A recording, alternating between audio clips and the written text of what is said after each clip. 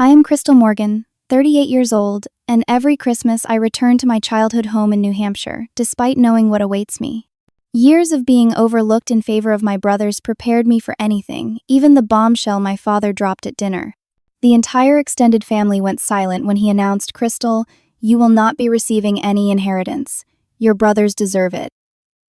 I simply nodded and continued eating my turkey. Then, my 14-year-old nephew Aaron gasped at his phone.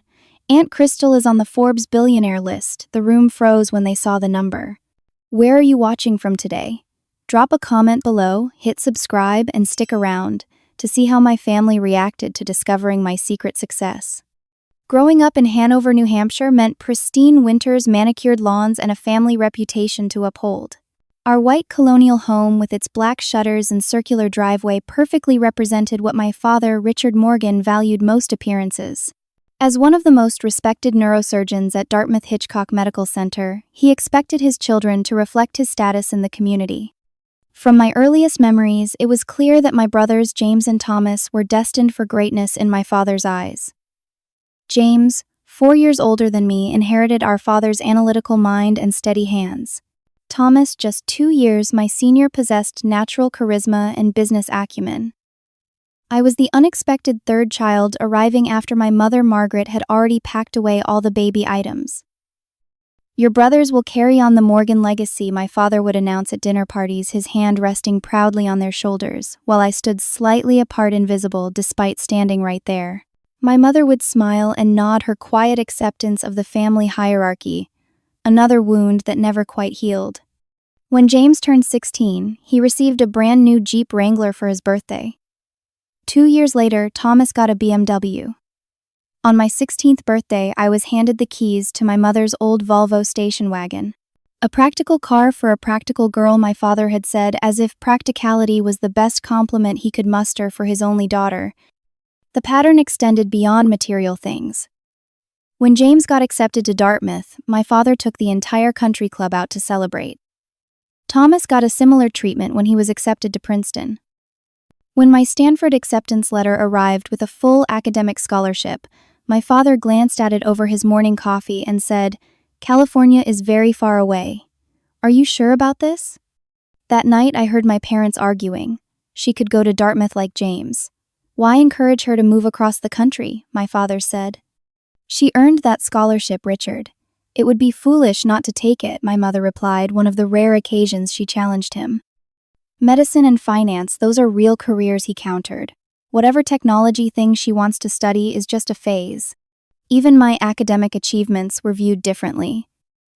When my brothers brought home, as they were brilliant. When I brought home straight, as I was such a hard worker, as if my success came only through effort rather than ability. The message was clear. Their achievements came from innate talent. Mine came despite my limitations. In 8th grade, I built a rudimentary inventory management system for my father's private practice when his office manager complained about their outdated methods. I spent 3 weekends coding it, testing it, and making it user-friendly. When I presented it to him, he examined it for all of 2 minutes before saying, "This is nice, but we need a professional solution. Thomas is looking into some options through his economics class." Thomas had merely collected brochures from established companies. His research earned him praise at dinner that night. My working prototype was never mentioned again. During high school, I developed a knack for mathematics and computer science, winning the state programming competition 2 years running. At the ceremony senior year, my mother attended alone. "Your father and brothers send their regrets, but James has a lacrosse game and your father never misses those. Thomas is visiting Princeton this weekend." The trophy gathered dust on my shelf, while my brother's sports trophies lined the main hallway display case. Despite everything, I maintained excellent grades, captained the debate team, and built my first website for a local business at 17. The check for $2,000 I received was the first money I earned that made me feel truly valued. I framed it, but never cashed it. A reminder that somewhere, someone saw my worth. As Stanford Acceptance Day approached, my guidance counselor, Mrs. Bailey, pulled me aside. "Crystal, I know your heart is set on Stanford, but your father called me yesterday asking about Dartmouth again."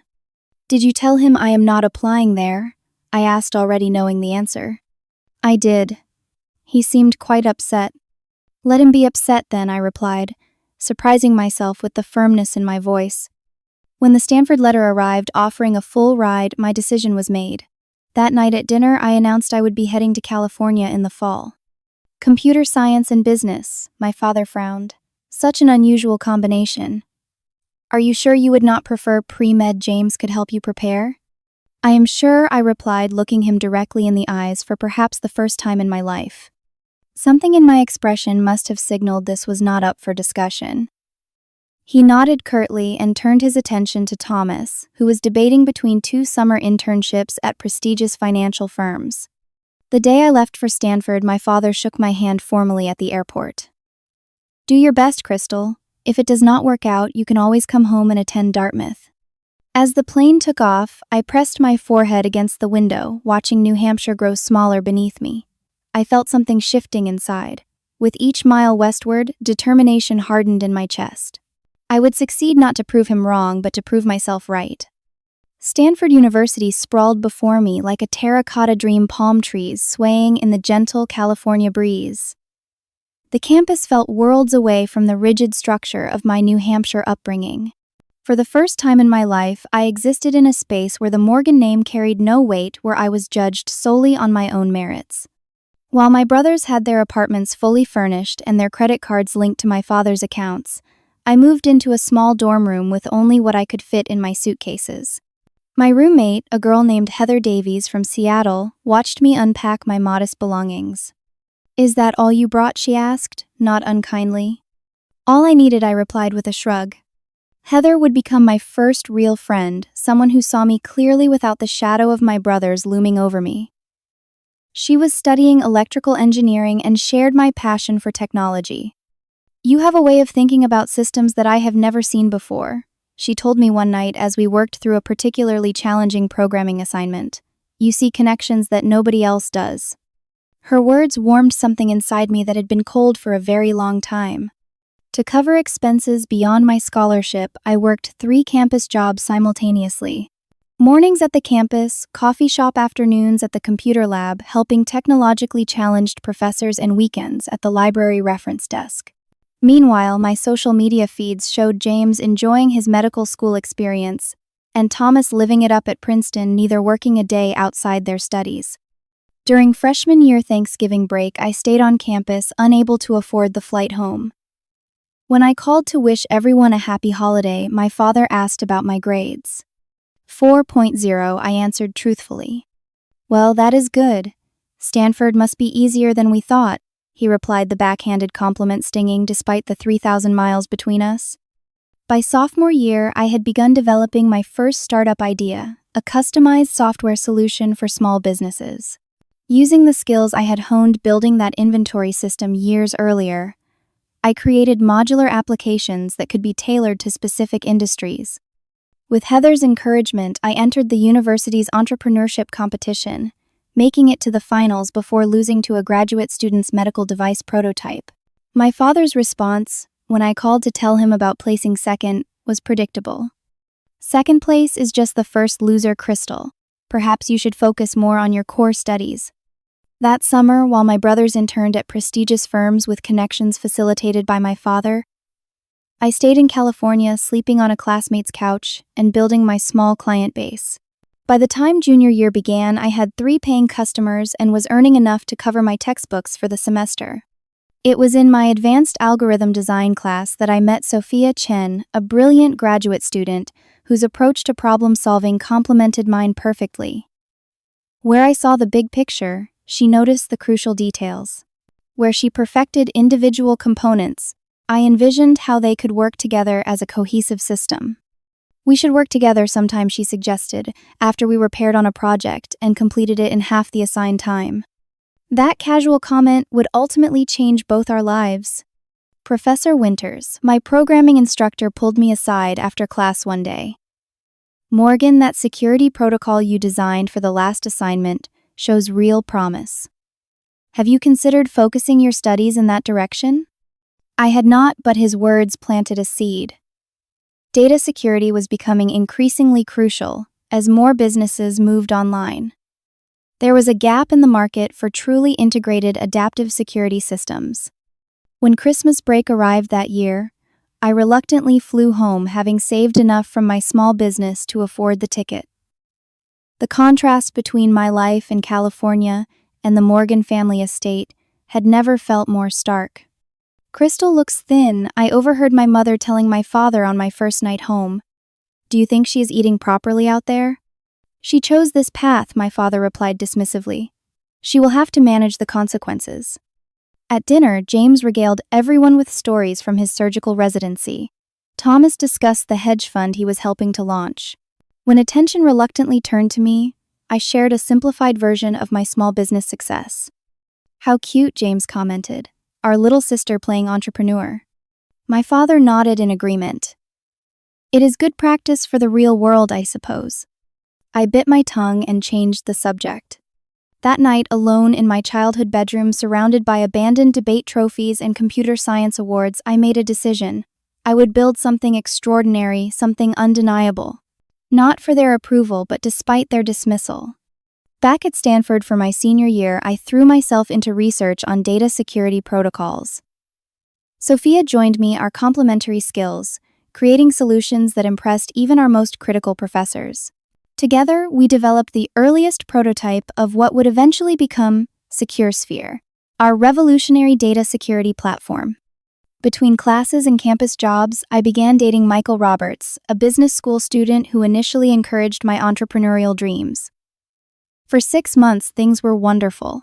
He listened to my ideas, offered marketing perspectives, and made me feel valued. Then came the night I shared my post-graduation plans to fully commit to building my security platform with Sophia. "Be realistic," Crystal Michael said, setting down his coffee cup with a decisive clink. "The tech security space is dominated by established players and experienced engineers, mostly men. You and Sophia are talented, but maybe start with something smaller. Get some experience at a big company first." His words echoed my father's lifelong doubts so perfectly that something inside me snapped. I ended our relationship that night. "You will regret this," he warned as I walked away. "Your idea will never get funded." Another voice telling me what I could not do. Another person underestimating what I was capable of. Another source of fuel for the fire growing inside me. The small apartment Sophia and I rented in Palo Alto became our headquarters living space, and sometimes sleeping quarters all in one.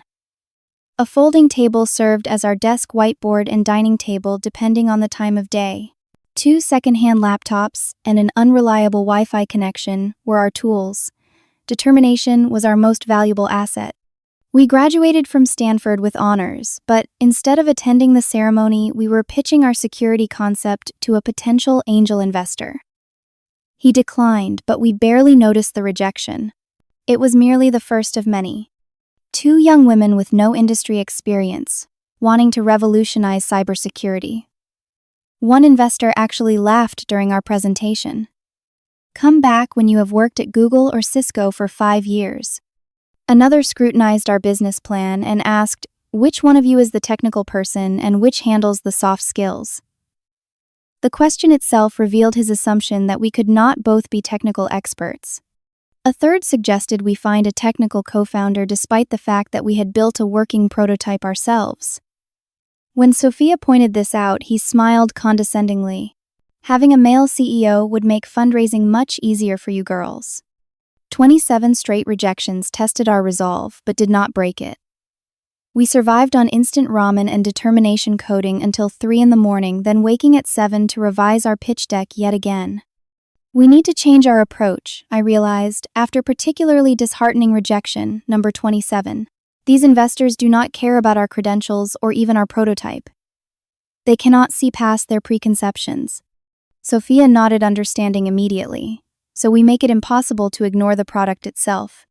We spent 2 weeks rebuilding our demo, creating a simulation that would allow investors to witness a real-time cyber attack and how our system would detect and neutralize it. Rather than telling them about our technology, we would show them. Investor 28 Anita Blackwell of Horizon Ventures watched our demonstration with narrowed eyes. When our system blocked the simulated attack using our proprietary algorithms, she leaned forward. Run it again, she instructed. Different attack vector this time. We did. Again our system prevailed. One more time, she said. Let me choose the parameters. After the third successful demonstration, she closed her laptop. 500,000 for 10%. We had been asking for 250,000 for 8%. Her offer valued our company higher than our own estimate. We accepted immediately.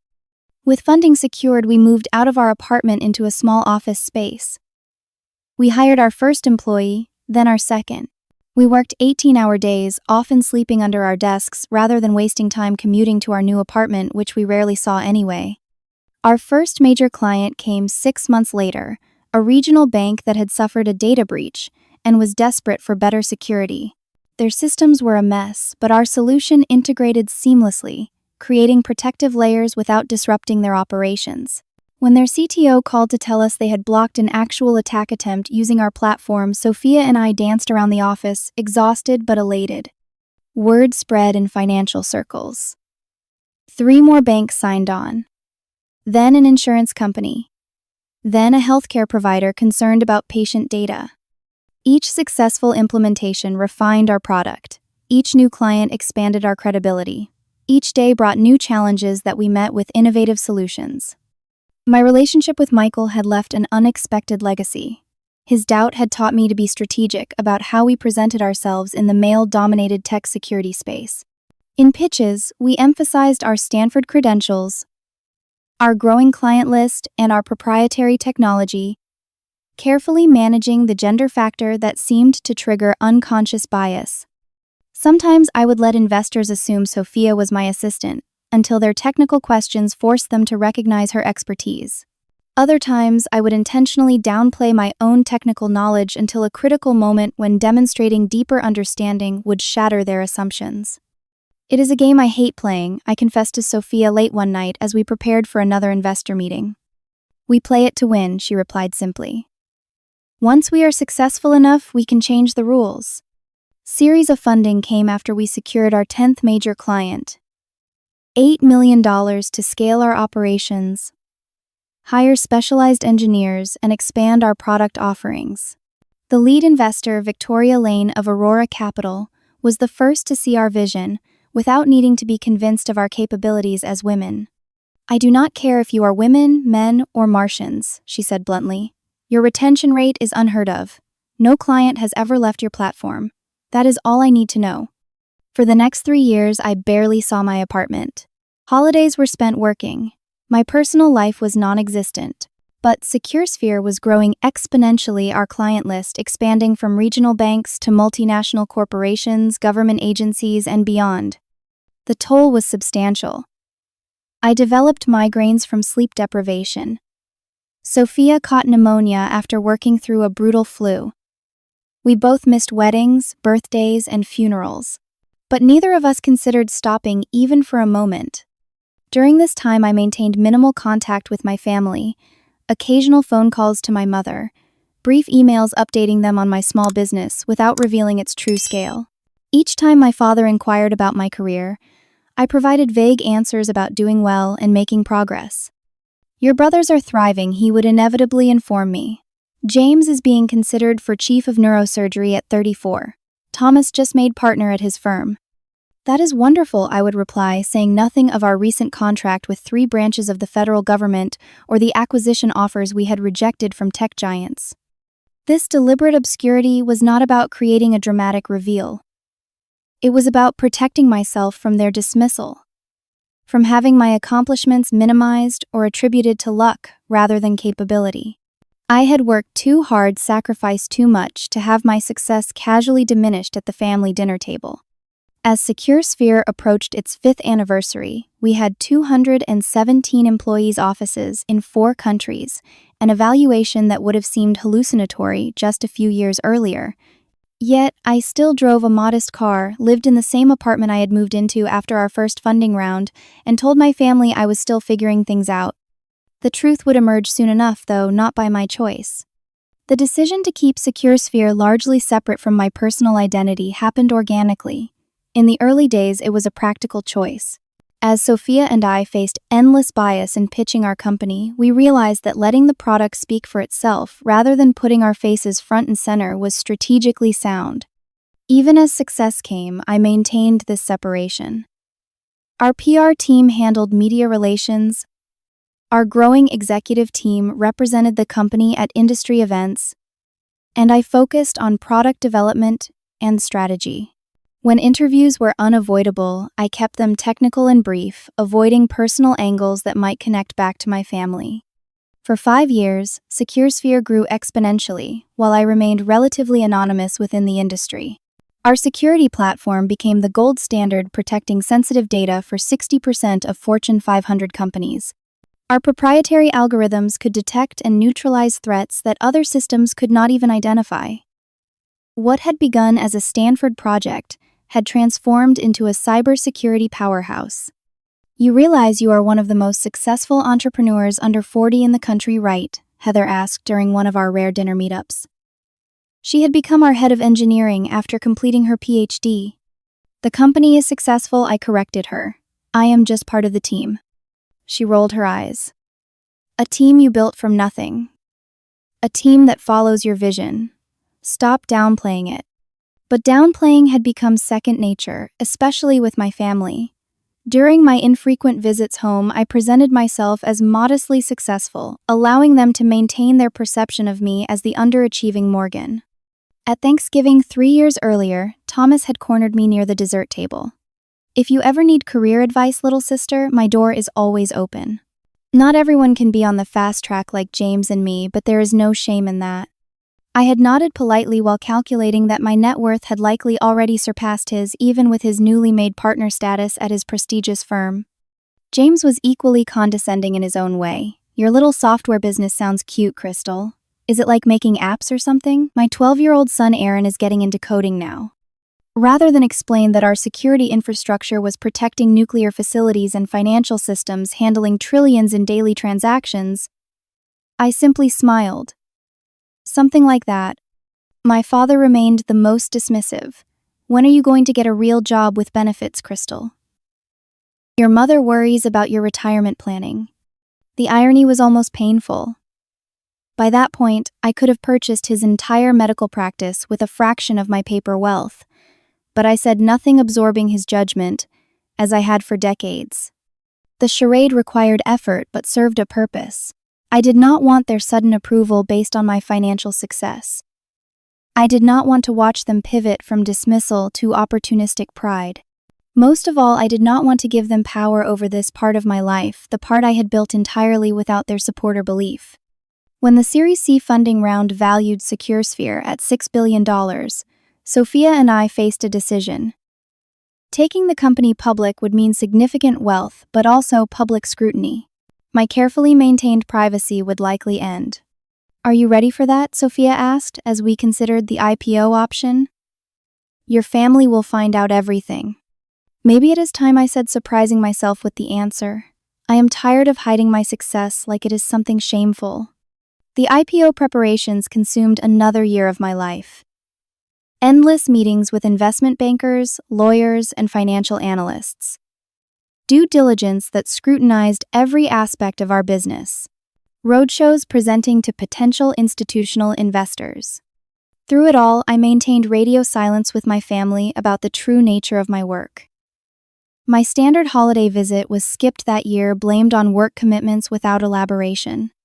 The night before our public offering, I sat alone in my office overlooking San Francisco Bay.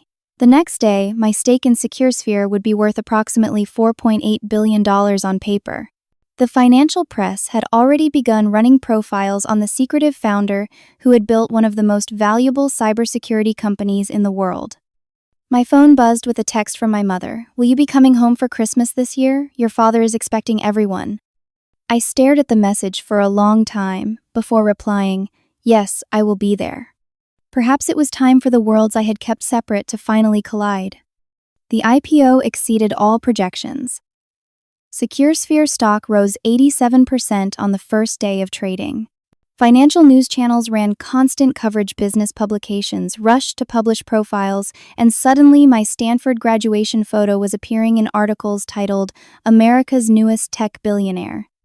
Despite explicit instructions to our PR team to maintain my privacy, the Forbes list was published 2 weeks before Christmas, featuring my full name, Crystal Ann Morgan, with an estimated net worth of $4.8 billion.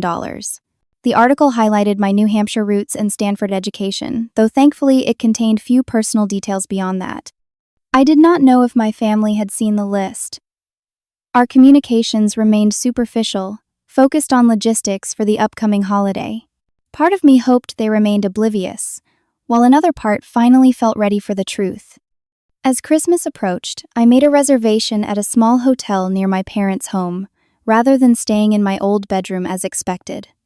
I arranged for a rental car rather than having someone pick me up at the airport. Small acts of independence that would soon seem laughably insignificant. The night before departing for New Hampshire, I called Heather. "Are you sure you want to do this alone?" she asked. "I could come with you for moral support." The offer was tempting. "No, but thank you. This is something I need to handle myself. But maybe keep your phone handy tomorrow evening." "Always," she promised. And Crystal, remember that their reaction says everything about them and nothing about you.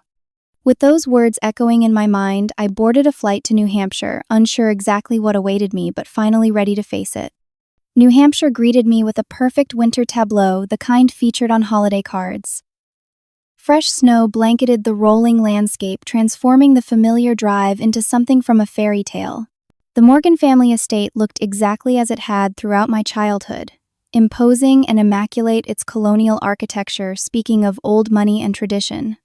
I parked my rental car, a modest Toyota sedan, at the end of the circular driveway beyond the luxury vehicles belonging to my brothers and their families. Taking a deep breath, I gathered the elegantly wrapped gifts from the trunk, modest items purchased weeks before the IPO had multiplied my wealth exponentially. The front door opened before I could reach for the bell, my mother appearing with a practiced smile.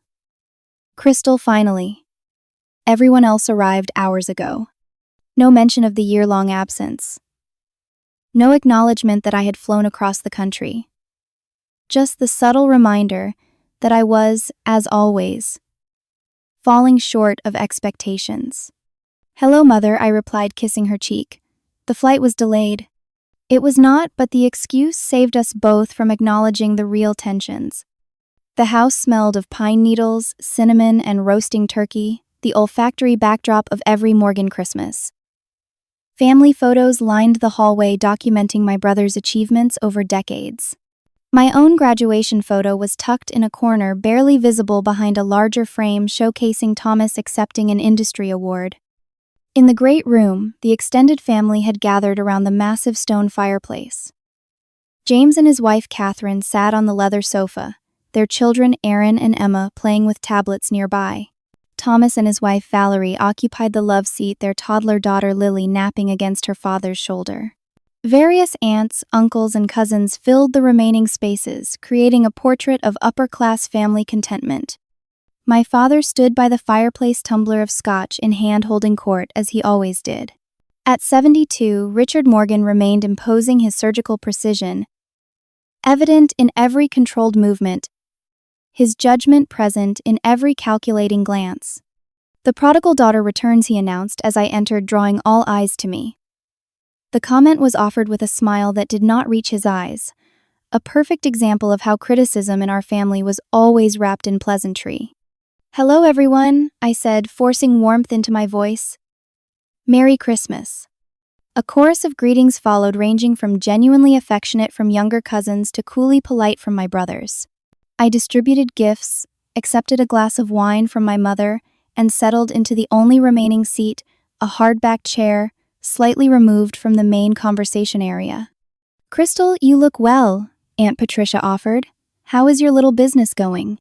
Before I could answer, Thomas interjected. "Crystal is still finding her way, Aunt Patricia. Not everyone can have their career sorted by 30.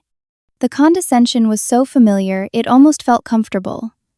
I simply smiled and sipped my wine, letting him continue his narrative about my supposed professional struggles. Dinner was announced at 7, and we processed into the formal dining room with its gleaming mahogany table and crystal chandelier.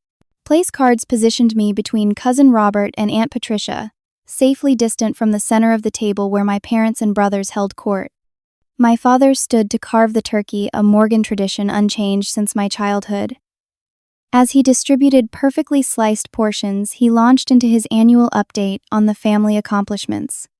A momentous year for the Morgans, he began nodding toward James. Our eldest has been named Chief of Neurosurgery, following in my footsteps, but ascending to the position a full 5 years earlier than I did. Applause followed, glasses raised in James' direction. And Thomas, my father continued, has not only made partner but has brought in the firm's largest client to date, securing the Morgan name in financial circles for another generation. More applause, more raised glasses. Thomas accepted the praise with practiced humility. My father's gaze slid over me briefly before he continued discussing extended family achievements. Cousins entering prestigious universities. Uncles closing significant business deals. The Morgan success story continuing unabated across the family tree. As dessert was served, my father tapped his glass again, commanding attention. His expression had grown more serious, his posture more formal. I recognized the look from childhood medical ethics discussions at the dinner table when important principles were about to be conveyed. Family, he began, is the foundation of everything meaningful in life. The Morgan legacy has been built on careful stewardship of resources across generations. The room quieted, sensing the shift in tone. As Patricia and I advance in years, we have given considerable thought to the future, to ensuring that what we have built continues to strengthen the Morgan name for generations to come. My mother's eyes darted toward me briefly, then away. She knew what was coming. After consultation with our estate planners, we have made the decision to adjust our inheritance arrangements. James and Thomas have proven themselves to be responsible stewards of the Morgan legacy. Their children will carry our name forward with the same values and work ethic that have defined us. He paused, his gaze finally landing directly on me. Crystal has chosen a different path, one that has taken her far from family traditions and responsibilities.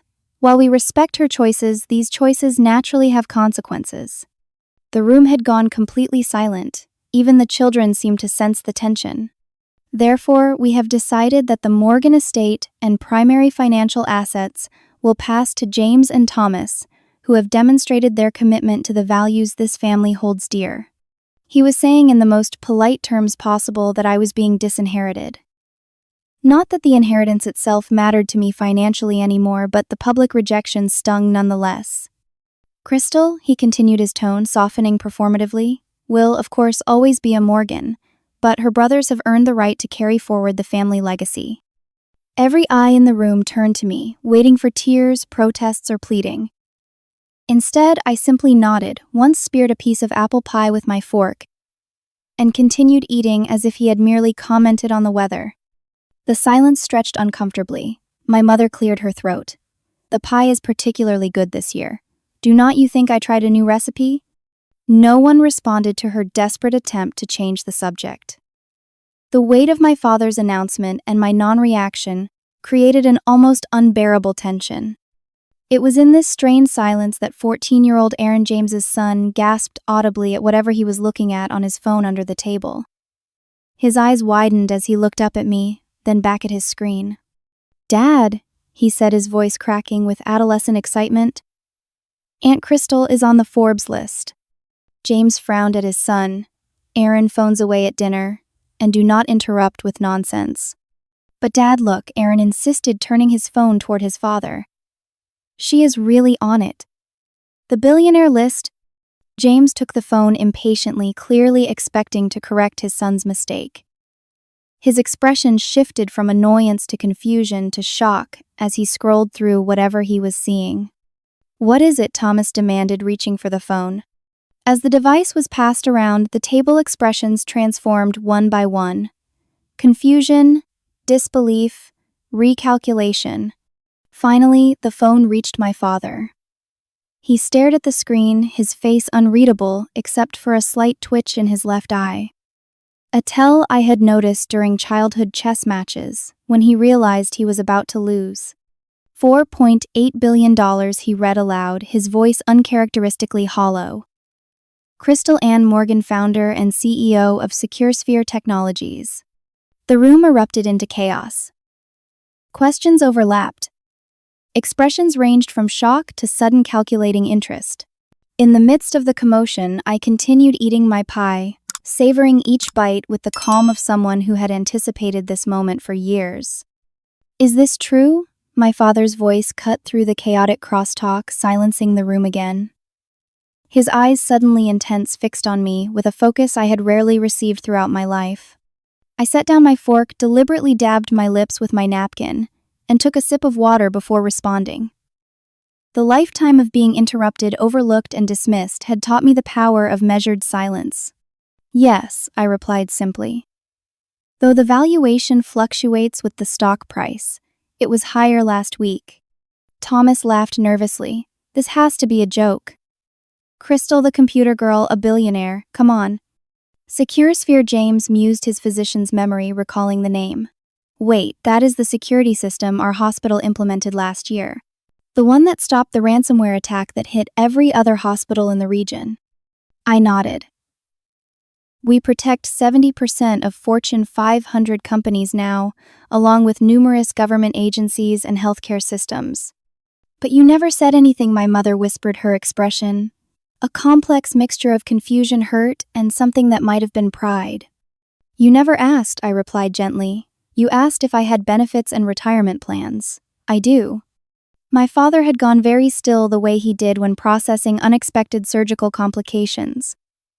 How long has this been happening? He asked finally. I founded the company 8 years ago with my Stanford classmate Sophia. We took it public 3 weeks ago. 8 years, he repeated. All those Christmases, all those conversations about your brother's achievements. While I was building a company valued at nearly $40 billion, I finished for him. Yes. The silence that followed was deafening. Decades of family dynamics were being reevaluated in real-time, assumptions, crumbling visibly on faces around the table. My father set down his napkin and straightened in his chair, slipping into the authoritative posture he had perfected over decades. Crystal, clearly there has been a misunderstanding. Your mother and I always believed in your potential, but you were so independent, so determined to make your own way. The revisionist history was beginning already. I had anticipated this. What your father means, my mother interjected, is that we are very proud of you, dear. So proud. We simply did not understand what you were building. Thomas, ever the financial mind, had recovered his composure and was recalculating his approach. Sis, this is incredible. We should talk about some family investment opportunities I have been considering. With your business acumen and my financial connections, we could create something magnificent together. James nodded eagerly. The medical technology space is exploding right now. With your software background and my clinical expertise, we could revolutionize healthcare. My father cleared his throat. About what I said earlier regarding the inheritance. That was merely a preliminary thought, not a final decision. Obviously, your remarkable success demonstrates your responsibility. We will have the documents revised immediately. One by one, they were pivoting from dismissal to opportunism so seamlessly it was almost impressive. The inheritance that minutes ago I did not deserve was suddenly being offered again. The brothers who had condescended to me for decades were now proposing partnerships. The father who had never believed in me was rewriting history to claim he had always seen my potential. Even as success came, I maintained this separation. Our PR team handled media relations, our growing executive team represented the company at industry events, and I focused on product development and strategy.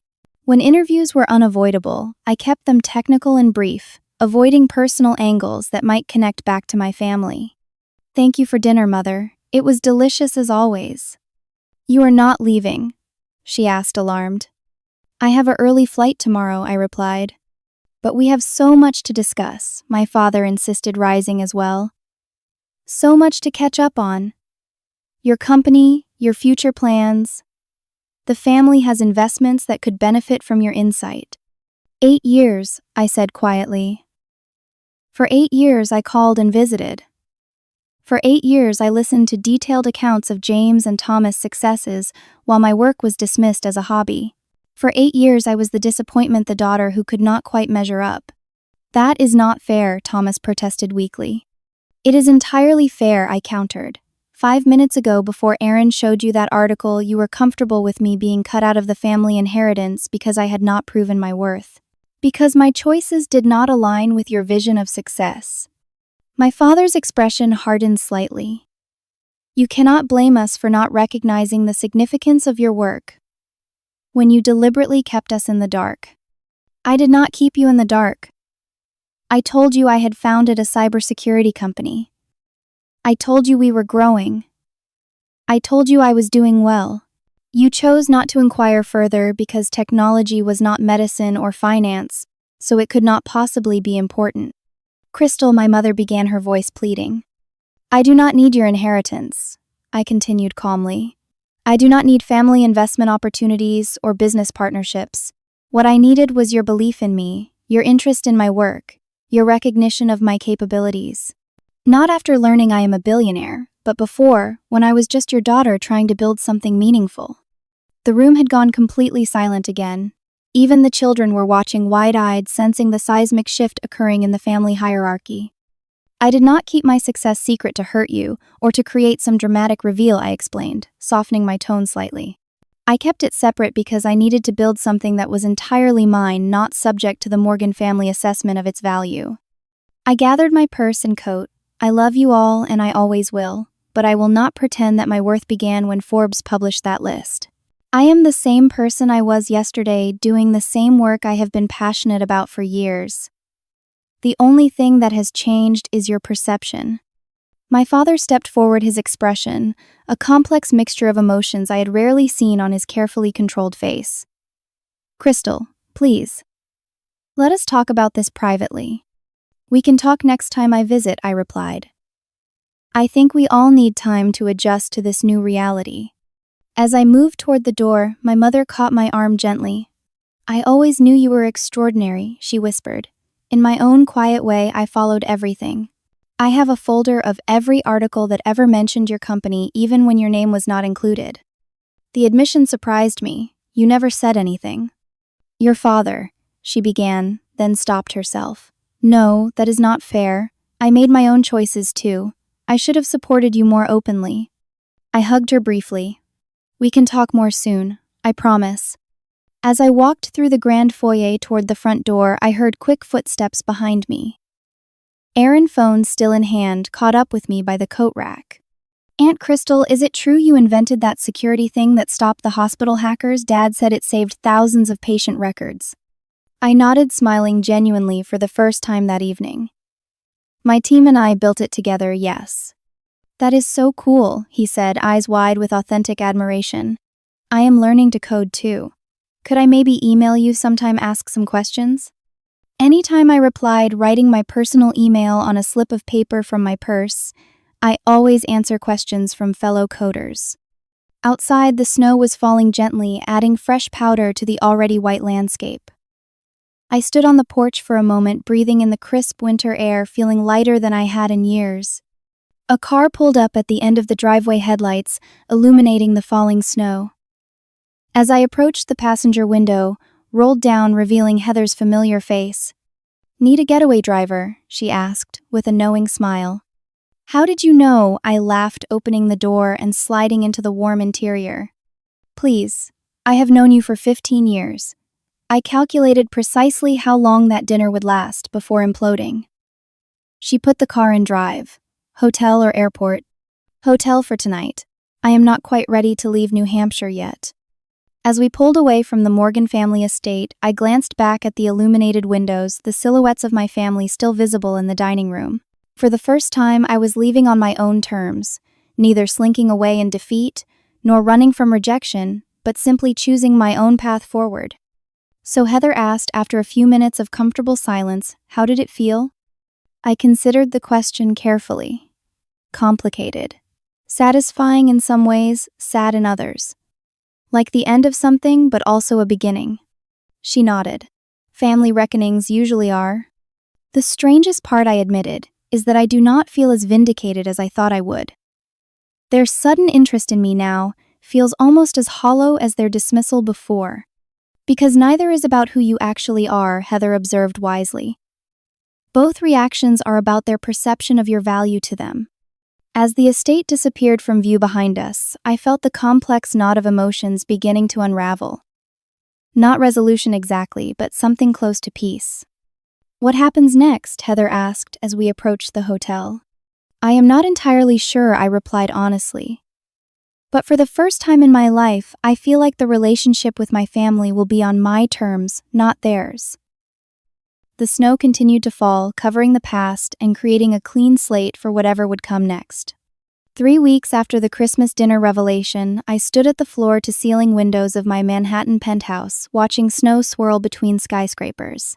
The view could not have been more different from my childhood home in New Hampshire, yet the weather created a strange connection between past and present, as if the same snowflakes might be falling in both places.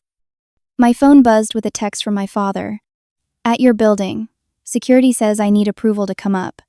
I had been expecting this visit. After numerous calls and messages in the weeks following Christmas, I had finally agreed to meet with him in New York, on my territory, not his. A small but significant shift in our dynamic. Please send him up. I instructed the concierge via the building's app. Minutes later, a knock at the door announced his arrival. Richard Morgan stood in my hallway looking somehow smaller than I remembered. Perhaps it was the absence of his usual setting, the Morgan family estate, where everything reinforced his authority. Here in the home I had created for myself, he was simply a man in his 70s, holding a briefcase and looking uncharacteristically uncertain. Crystal, he greeted me formally. Thank you for seeing me.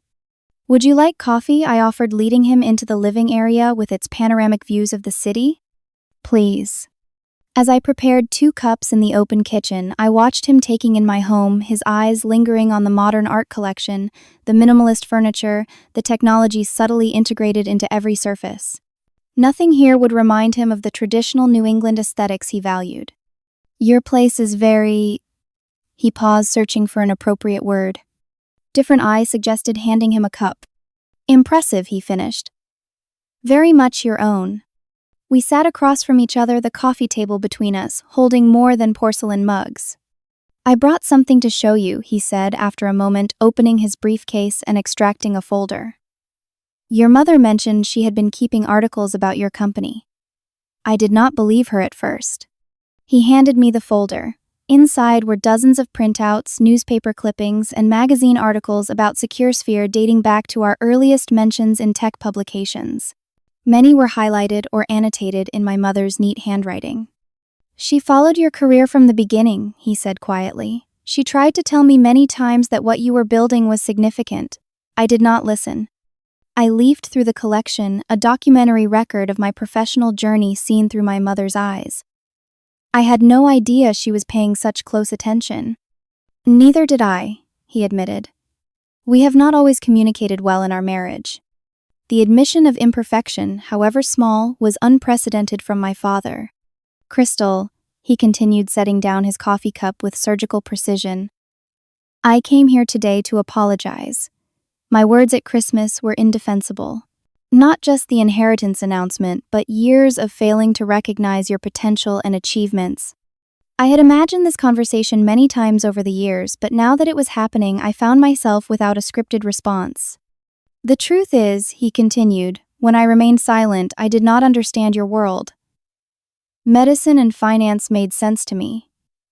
Technology seemed intangible, foreign. Rather than admit my ignorance, I dismissed its importance. That does not explain why you always supported James and Thomas unconditionally while questioning every choice I made, I pointed out. He nodded slowly. No, it does not. That reflects something deeper. Something I am not proud to acknowledge. I never learned how to be a father to a daughter with ambitions beyond what I understood for women of my generation. The admission hung between us incomplete, but more honest than anything he had ever shared with me. I am not asking for your forgiveness today, he said after a long pause. I have not earned that yet. I am asking for an opportunity to understand the woman and the business leader you have become, without the prejudices that blinded me before. For the first time in my adult life, I saw my father not as the infallible patriarch of the Morgan family, but as a flawed man confronting his mistakes. It did not erase decades of hurt, but it created an opening where none had existed before. "I would like that," I replied simply. We talked for 3 hours that afternoon. He asked questions about SecureSphere, listening attentively to explanations of concepts he would have dismissed years earlier. I shared stories of building the company, the challenges and triumphs he had never heard. We did not solve everything, but we began the process of knowing each other as adults. As he prepared to leave, he hesitated at the door. "Your brothers would like to see you too when you are ready." They are recalibrating their understanding of their little sister. I smiled slightly. "I imagine they are. Tell them I will reach out when I return from our European expansion launch next month." After my father left, I called Sophia and Heather, inviting them to dinner that evening. At an exclusive restaurant overlooking Central Park, we toasted not just our business success, but the journey that had brought us together. To thinking we needed to prove ourselves to others and discovering we were really proving something to ourselves, Sophia offered, raising her glass. "I have been thinking about that a lot lately," I admitted. About how much of my drive came from wanting my family's validation, and how little that matters now that I have it. "Because you realized you never needed it in the first place," Heather suggested. "Exactly.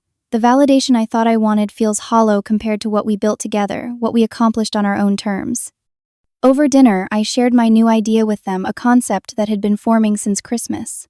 I want to create a foundation supporting women in technology, specifically targeting those whose potential is being overlooked or dismissed. "The Crystal Morgan Foundation for Underestimated Women," Sophia suggested with a smile. "Something like that minus my name," I laughed. "A fund to provide not just capital but mentorship, opening doors that remained closed for us until we broke them down ourselves."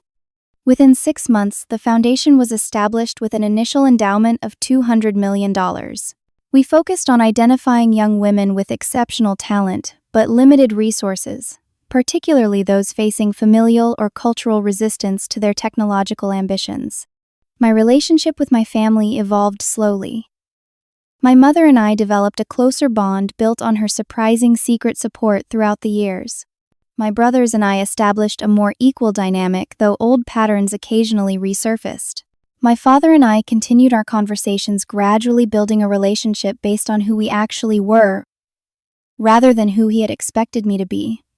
The most unexpected development came from my nephew Aaron, who eagerly accepted my offer of mentorship.